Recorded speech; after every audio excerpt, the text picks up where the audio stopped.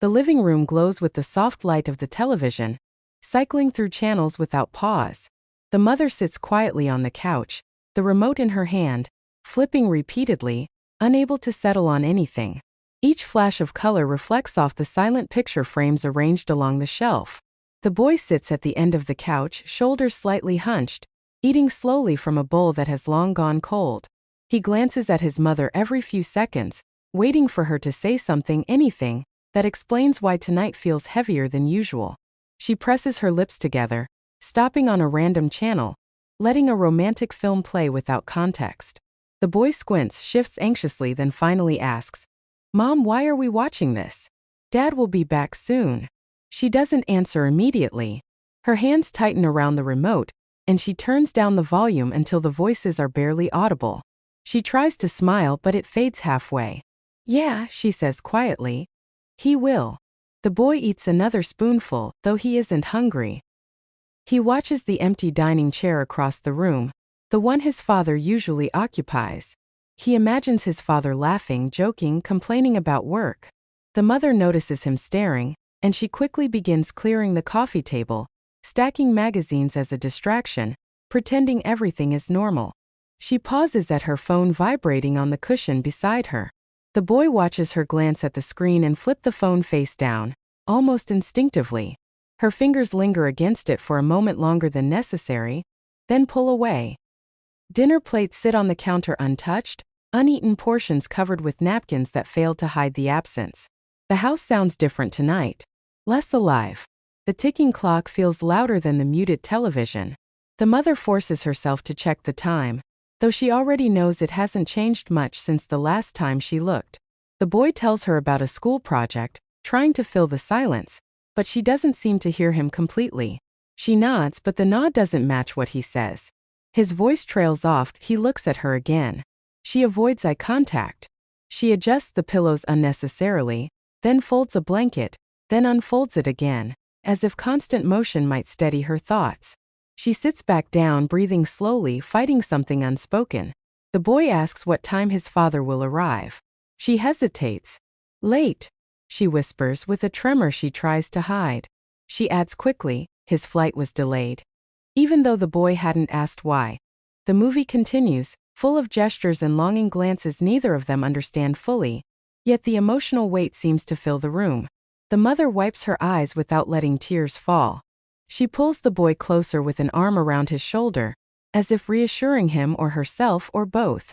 They sit that way in near silence. The boy rests his head against her, trusting her words.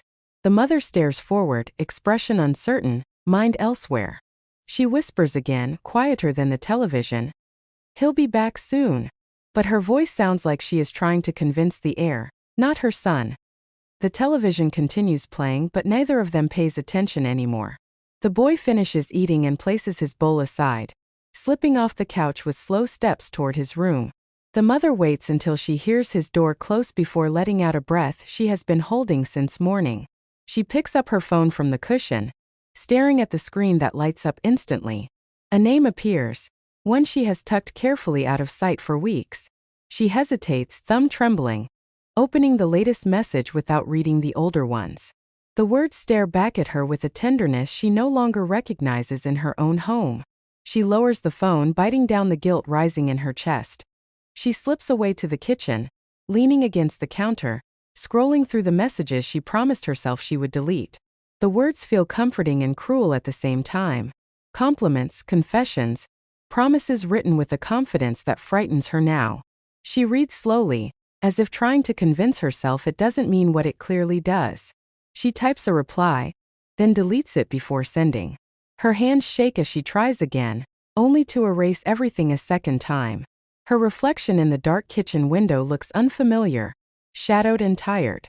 She hears the front door creak slightly from wind outside and jumps, imagining a return she isn't ready to face. The boy steps back into the living room quietly, having forgotten his toy near the coffee table. He freezes when he sees her turning away from the phone, wiping her eyes, startled by his presence. He asks gently if she is okay. She forces a smile that appears instantly fragile and tells him she is fine, just tired. The boy nods, but his eyes lower to the glowing phone on the counter. He recognizes the contact picture. He has glimpsed it once before, weeks earlier, in a moment she thought he wasn't looking. He remembers asking who it was, and remembers how quickly she brushed it aside. He doesn't ask again now, but something unsettles him, a thought he isn't old enough to articulate. He picks up his toy, but moves slower than before, lingering. She turns the phone face down again, a reflex, not an explanation.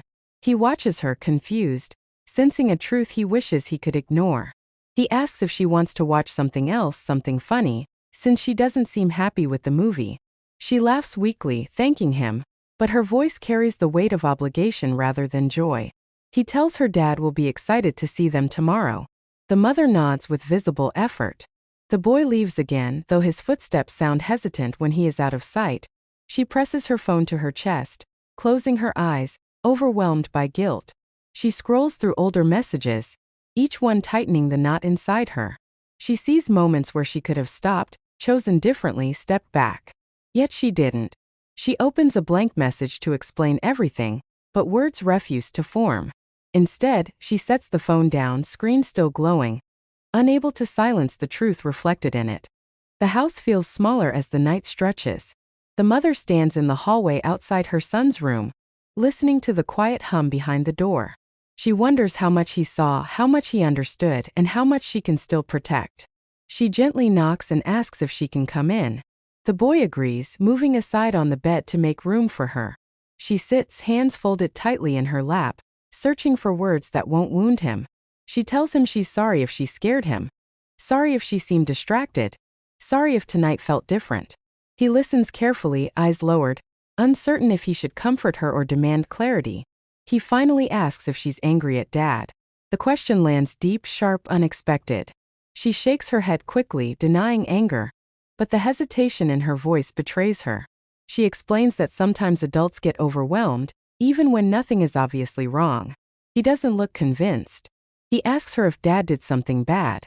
She assures him he didn't, insisting she is the one who has failed lately. The boy frowns, unsure what she means but sensing her regret. He tells her he just wants them to be happy again. The simplicity of his request breaks something inside her. The silence between them becomes heavy. She tries to apologize again, though she still avoids confessing specifics. She promises she'll fix things, though she hasn't decided how. The boy sits quietly, hugging his pillow. He tells her he misses the way they used to eat dinner together without rushing. She remembers those evenings vividly, the laughter, the ease, the feeling of certainty she used to have. She tells him she misses that too. The boy asks if Dad knows she's sad. She shakes her head. He suggests they should tell him. She hesitates, imagining her husband reading what she has kept hidden. Feeling betrayed, confused, devastated. She admits softly that she's scared of hurting him. The boy nods, understanding fear more than betrayal. He rests his head against her arm, offering comfort she doesn't feel she deserves. She strokes his hair gently, absorbing the weight of responsibility she can no longer ignore. Her thoughts drift to the messages, the conversations, the moments she convinced herself were harmless. She realizes how slowly a boundary can disappear, how easily loneliness disguises itself as connection. She looks around the room filled with school drawings, scattered toys, memories preserved in every corner. She wonders how differently tonight could have gone if she had deleted everything before it spiraled. The boy tells her he hopes Dad comes home soon. The mother's voice trembles as she answers, promising he will. They sit in silence again, but this silence carries understanding. She stands, tucks him under the blanket, and whispers good night. As she leaves, he calls out softly, "Please don't be sad anymore." She pauses, holding the doorframe, shaken by his plea. She whispers that she'll try, knowing trying will no longer be enough. She closes the door gently, her heart heavier than when the night began. The mother stands alone in the dim kitchen, staring at the phone she abandoned earlier.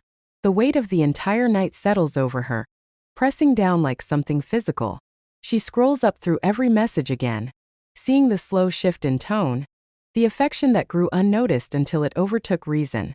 Every word now feels reckless. She wants to delete it all, erase every trace, but her finger hesitates at the thought. She realizes deleting won't undo anything. It won't change what happened inside her heart. She puts the phone down and steps back, hands trembling, breathing unevenly. She knows the moment she hears her husband's voice again, she will break in a way she cannot hide. Her phone rings suddenly, loud in the silence. She jolts. The caller ID shows her husband. She freezes, paralyzed between guilt and longing. She answers with a soft, strained hello.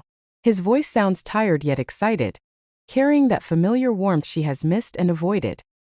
He tells her the plane landed early, and he should be home soon.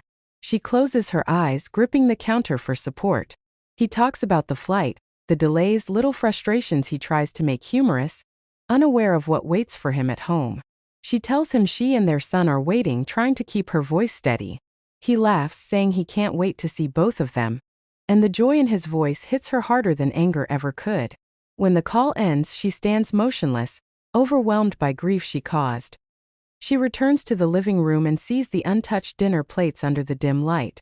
She removes the napkins and begins stacking them carefully. As she moves, she thinks of the promises she made when their marriage was young, when her fears were small, and her faith was steady.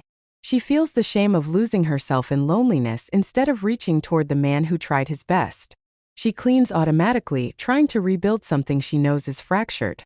Her son appears in the hallway, half asleep, asking if Dad is close. She kneels and tells him yes. He smiles faintly, hugging her before returning to bed. She holds him longer than usual, memorizing the moment, wishing she could freeze time before consequences arrive. She sits on the couch again, staring at the silent television. She knows she must choose. She picks up the phone one more time and opens a new message, not to the man she shouldn't have loved, but to her husband. She types slowly, honestly. She tells him she needs to talk when he gets home. She doesn't explain why. She doesn't confess in text. She simply admits she has something she must say face to face, something important. She sends it, hands shaking uncontrollably. Minutes later, the headlights appear outside the window. The car engine shuts off. The boy stirs in his room. The mother's breath catches as she stands.